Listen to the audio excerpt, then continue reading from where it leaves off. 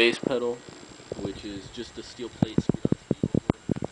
It's not too different. And the frame is pretty much the same as the old one, except for the steel bars in the middle. The new one has plastic ones, which kind of reduces that noise that it makes if it clacks around on the bar.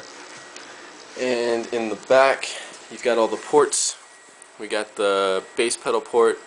This is the one that everyone says is a double bass pedal port, but I've got my old one plugged in right now, and I'll show you how it doesn't work.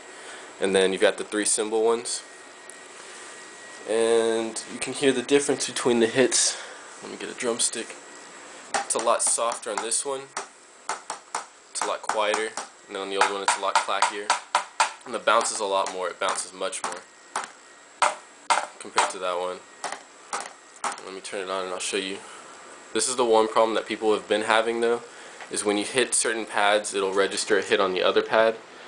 And it's not too bad on this drum set. Some people have had it worse, but I'll show you how on this one, like if you hit the blue right about here instead of out here, then you can see how sensitive it is. You just barely tap it and it'll go up and down.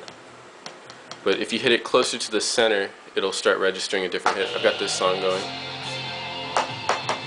See, they all seem pretty sensitive, but if you hit it kind of closer to the middle, you'll see the yellow one go off eventually.